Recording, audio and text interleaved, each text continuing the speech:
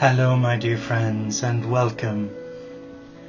Welcome to our Friday night spiritual soiree, our reflection where we come together in love, around the table of many blessings where we seek silence and stillness. And for those who don't know me, my name is Brother Sean, and we begin by lighting a candle, a simple offering, a gift from our hearts. And we light this candle for interfaith unity and peace. We light it from hearts infused by love of God, a God of all faiths and none. And you and I are called as a child of God, and we're called to embrace all the children of God. So let us begin our 30 minutes by quietly reflecting in our heart, by coming back home to our heart, our teacher. Let us just relax for a moment. And in the stillness, let us allow our heart embrace the peace and the love of God. Be still now. Be still in the presence of all that is. And I'd like to begin by sharing with you some quotes. And the first quote is from His Holiness the Dalai Lama, who says, "Two kinds of anger. Anger," he says, "I think can be of two types. Hatred with ill feeling is one, while another, anger with compassion as the basis of concern, may be positive." He says, keep anger in check. Usually people consider that anger is part of the mind, and that it is better to show it, to let it come out. I think that's the wrong conception. Resentment because of grievances may be let out, because then it is finished. Constant anger, that I think it is better to check. Wise words. Earlier on this evening in Gaia's Vigil, we read a reflection for the day. It was a powerful reflection, and I'm guided to share it again.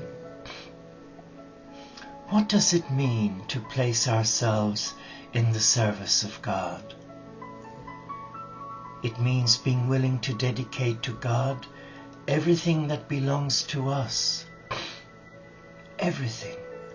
Our house, our car, our jewelry, our clothing, designer label, everything material. Those who wish sincerely to become a servant of God will go to Him and say, "Lord, everything that is mine I give to you. Whatever I possess within and without is at your disposal. My heart, mind, soul and spirit, as well as my body, my house and all its contents, I dedicate to you." That is how you should place yourself in the service of the cosmic Christ. Actually, the Lord will not take anything from you. He already has everything, being God. So what would He want with your abilities and possessions? Good question. How do we answer it? But He will suggest to you the best way to make use of them, usually to share with others. Not only is everything you consecrate to God secure, but you will have much more benefit from it, for you will find it again on a higher plane. Do you believe that? Maybe that's where we should begin. And it says there is no other way of acquiring true riches the kind that can never be lost. And that's from Omran Mikhail Avanhoff. But I would like to share with you a beautiful poem for beauty by the late John O'Donoghue. A stillness in stone to silence is wed. May solitude foster your truth in word. As a river flows in ideal sequence, may your soul reveal where time is present. Wow. As the moon absolves the dark of distance, may your style of thought bridge the difference. As the breath of light awakens color, may the dawn anoint your eyes with wonder. As spring rain softens the earth with surprise, may your winter's places be kissed by light. How beautiful is that? How beautiful. As the ocean dreams to the joy of dance, may the grace of change bring you elegance. As clay anchors a tree in light and wind, may your outer life grow from peace within. As twilight pervades the belief of night, may beauty sleep lightly within your heart. Let us reflect. Let us reflect on those powerful words. And we call on the company of heaven. We call on the ascended masters and our spiritual teachers. We call on the cosmic Christ and Magdalena. We call on the divine feminine aspect of God. We call on Gaia and Mother Mary, Kuan Yin and Magdalena. And we say, higher self, lead me to the vibration level and the light level of the angelic kingdom. And in this kingdom, we pray that you will touch our hearts and set us free from willful acts that destroy or hurt another. Allow us sense your peace now.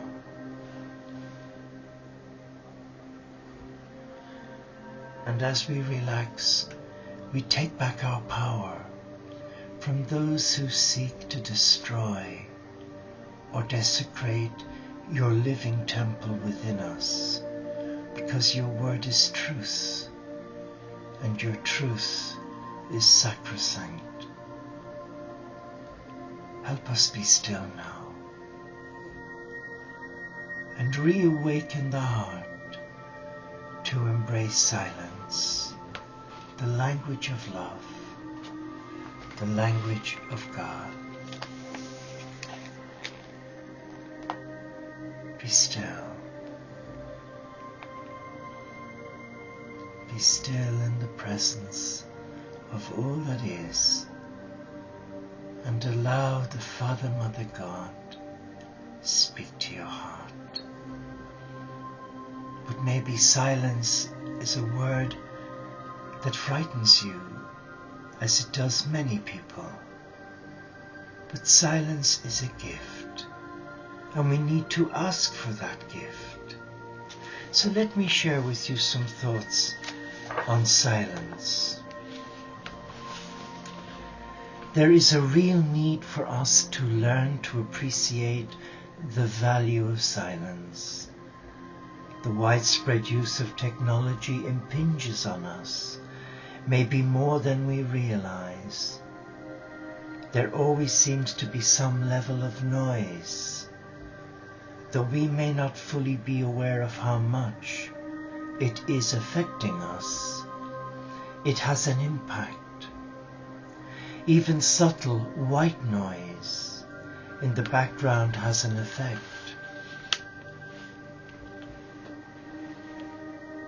While it may seem innocuous enough, we often feel drained by it, and it seems like we can't hear ourselves think. Our senses can become overwhelmed. Noise contributes to us having difficulty sleeping, as our minds try to process everything with which we have been bombarded during the day. And then we wonder why our nerves are frayed and why we are frazzled at the end of the day. And for example, how many times have you walked along your high street where you live, or on the train or the bus, and you notice how many people are not using their mobile phone? Very few. Nearly everybody is talking or texting on their mobile phone. What has happened to silence? Silence is little respected today, and yet it is essential for a healthy life and for prayer. Silence has so many benefits. It is like a blanket we wrap around ourselves to enable us to sink deeper into the true reality of life and into our being. When the very atmosphere possesses a profound peace and tranquility, it lends itself to a gentler approach to living. It gives us a better capacity to listen both to others and to God. Silence helps us to drain away stress and tension, and can bring with it a sense of calmness. We all know that silence is very important for meditation. In fact, vital for meditation. The Word of God penetrates more deeply when we have both outward and inward silence. So out goes the mobile phone. Off comes the landline phone, and we disconnect from the dramas of the world to seek this silence. Silence cannot be found where the television is blaring with the radio, or we're busy receiving text messages, or we're on the internet Googling for information. Silence and stillness is like hand in glove. With silence, many people fear. They run away from silence. They run away because they're scared. They're scared of hearing their own voice. They're scared of being manipulated by their mind. So what do our friends say about silence? In music we need both notes and rests. Sound and the silence unite to produce a harmonious blend. This is a perfect analogy for our lives. Speech is good, but we also need to give time to open up these spaces of quiet in order to bring about harmony in our lives. Silence can be challenging, oh yes. I find silence extremely challenging when I've had a difficult day, a busy, tiring day, a demanding day, where the phone has been incessant, people knocking on the door either for eggs or for prayer, and you try to come to your silence and you just feel so restless. It takes a certain amount of willpower to be able to opt out of the drama of everyday pressures and become willful and skillful in being able to get back into that period of silence. The world doesn't like silence. The world loathes silence. For example, you watch television for example, the BBC World News. And all of a sudden they thrive on drama. They like to grip you into fear. That is not how God works. God teases us into silence. He prepares us for silence. But not many are willing to be coached into silence. So I want us to just try and understand that silence is a gift from God. Silence is not something you can buy on a course, in a CD or in a book. Silence is a sacred gift, and it is only given to those who ask for the gift. Many nuns and monks struggle with silence. Yes, interesting. Many monastics can struggle with silence. Silence can be like a time bomb ready to explode. But silence is something more. It is precious. Silence is the language of love. It is the language that the divine uses to converse with the heart. That's my understanding of silence. In the monastic orders, they have what they call the great silence, the grand silence. Usually takes place after night prayer, the last office of the day, which is Compline, around 9:15, 9:30 in the evening. And then there's a 12-hour silence enforced. It is a rule, and if broken, it is a punishable offense. Silence allows the heart connect with God. Even while you're busy putting the last touches to yourself before you go to bed, like cleaning your teeth and removing your habit, silence is a gift. And if you were to ask for the gift of silence, you would be given the gift. But to ask God for the gift of silence on a busy express train or in the underground tube where there's a lot of clamoring, that is not the place to ask for silence. Let us ask now. We are gathered here as brothers and sisters. We are loved. We are loved by God. And I know the word God might offend you. It offends a lot of people, which is so sad, because God is a God of love, and God does not harm their children. It is the representatives of God who abuse their position of trust and who alienate the children of God from receiving love. So you and I have a duty of care to hold our brothers and sisters who struggle for silence in our prayer time. So let us just have a guided meditation where we shall conclude our soiree this evening.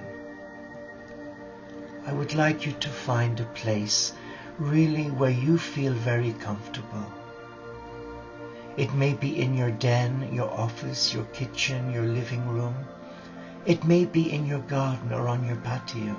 It may be by the sea, by a river, by a waterfall. It may be lying on your bed. It may be in the yoga position. It may be lying on the floor. But you choose. But for my meditation, I want to return to the Bedouin tent by Mount Sinai. And if you would like to join me, you're welcome. I would like to visualize now that I'm journeying with my brothers and sisters from the Fran Clara Sunflowers for Peace community, brothers and sisters of the Teo community, who are walking along the Sinai Peninsula, and in the distance they see Mount Sinai, and there's great excitement. The heart is missing a beat, but the sun from the midday sun is hot, and we're in need of respite. And as I'm walking along with Bonnie, with Elizabeth and Eleanor, with Miriam and Sheila, with Lindsay, with all our brothers and sisters and friends, we see the Bedouin tent. And our hearts are so excited, because that is no ordinary tent. That is our spiritual home. That's where we belong. That's where we are loved and accepted. And as we enter the tent, our feet is dusty and tired and sweaty. So we sit, we relax, and our brothers and sisters in community wash our feet for us. But they don't speak. There is a silence. And they applied the most beautiful ointment of spikenard to our feet, and they give us a soft warm flannel to dampen our face and around our neck, and to wash our hands. We are given a clean tunic, and we're allowed to sit around a fire of cedar wood because the temperature has dropped and nightfall is approaching. And as we sit as a family around this fire, we embrace silence, the gift of silence. You can hear the embers of the wood burning and sparking, and the fragrance from the cedar wood and sandalwood has created a beautiful sense of peacefulness. The fragrance has filled the air, together with the fragrance of spikenard. And from the flame comes an incredible flash of light. And above the flames there stands the Christ, the cosmic Christ. And at first it looks like a mirage, that we're seeing things, but we hear a voice. Come to me, all you who labor and are heavily burdened, and I will give you rest. Take my yoke upon you and learn from me, for I am meek and humble of heart. Come to me. And as we relax, we sense an affinity with the message. There is a drawing power calling us in our heart to listen to the silence. And as we embrace the gift of silence, we hear the Beloved say to us, I called you by your name. I called you by your name, and you came. And when you hear those words, you reawaken the Spirit of God within you, and your I am presence is alert.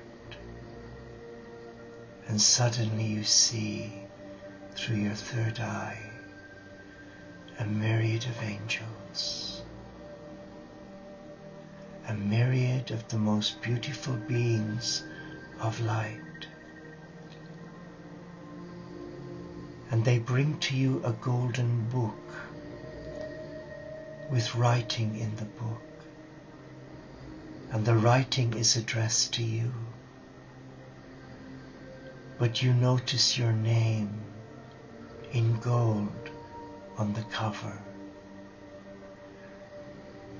And as you open it, you begin to see what God sees.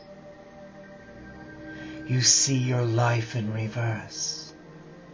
You see all the many blessings that God has given to you.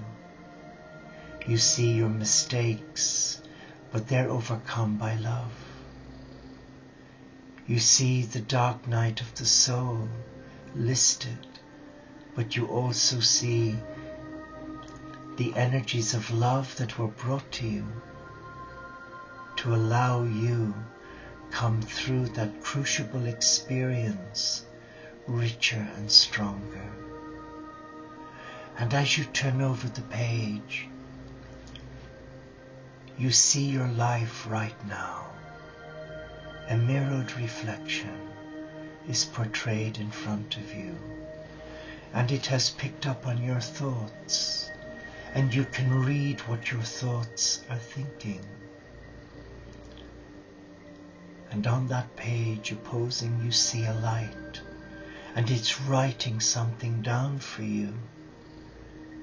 There is a message from the Christ, being written in gold for you. What is it saying to your heart? The message is a message of love. It's an invitation to surrender. To surrender who you are.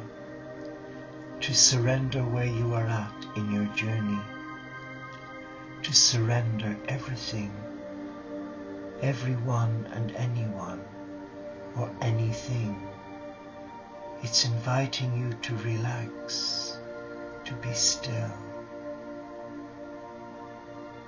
And the final word is in capital letters. Receive. Receive my love. Receive my love. Receive my love.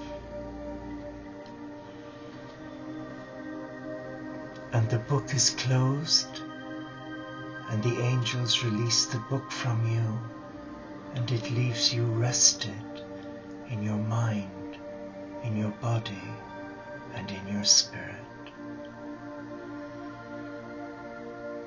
And as you look over the flame, you can there see the Christ. And his arms are outstretched. And he's calling you. Do you love me as I love you? Do you really love me as I love you? Do you really, really love me as I love you?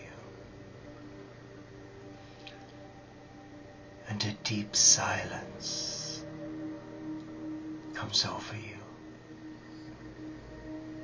and your heart is yearning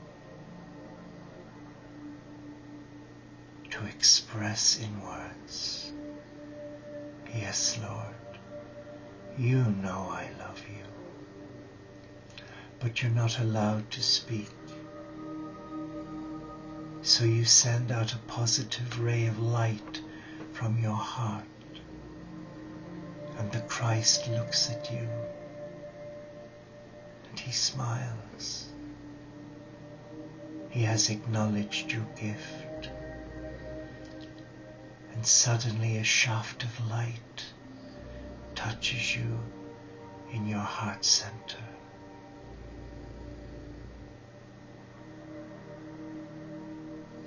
And fills you with peace.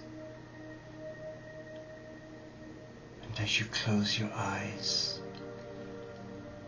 you can see your heart turning into a golden light, being bathed in the love of the Christ. Your heart is on fire with love of the beloved, and he knows you love him. And suddenly he's gone. But within you, you are left feeling an intense inner peace. A peace that is beyond words. A peace that has left you feeling totally still, transfixed in the presence of all that is. Feel the peace now. Embrace that peace, for you are that peace. Let us celebrate. Let us celebrate the gift of silence by nurturing it and by never being afraid of it, for it is a priceless gift, and the gift is yours, and it's there waiting for you.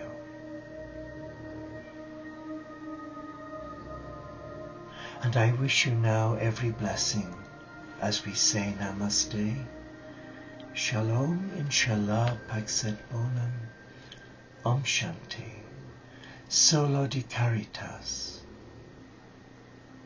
Peace, and may the silence of now allow you to be what you agreed to be, a child of love. Until we meet again, take care and God bless you.